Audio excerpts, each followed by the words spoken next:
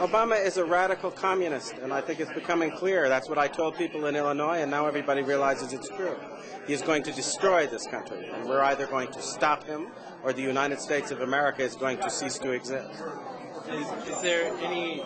Do you still hold regrets against not having long enough time to debate against President Obama? I don't have any regrets. I went into Illinois. People told me at the time I didn't stand much of a chance of winning. The idea was to bear a true witness. The man is an abomination. He is someone who has actually advocated infanticide, that when babies are the target of abortion, if they happen to escape the abortionist's intention and are born alive, he actually supported the idea that those babies should be set aside to die. That is a man with such a seared conscience, I can't even understand why anybody in their right mind would consider him worthy of political support. That's a violation of conscience that is inconceivable. And even some of the most hardline pro-abortion people in America rejected that abomination, and he did not.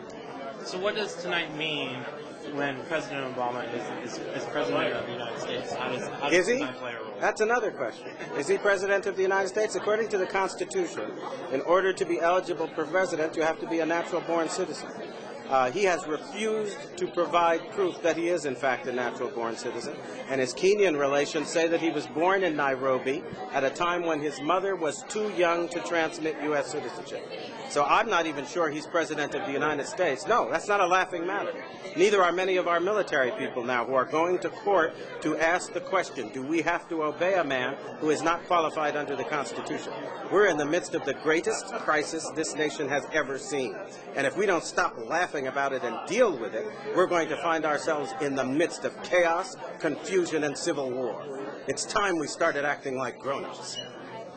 How could the policy that President Obama makes in the next couple of years affect activities like tonight? Sorry, the person you call President Obama, and I frankly refuse to call him that. Right. At the moment, he is somebody who is kind of an alleged usurper, who is alleged to be someone who is occupying that office without constitutional warrant to do so.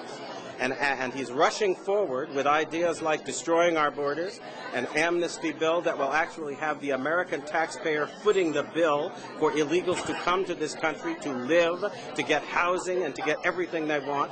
He is also somebody who has just announced a program that would essentially destroy the validity of existing mortgages and encourage everybody in the country to stop paying their mortgage because the government is going to pay it instead.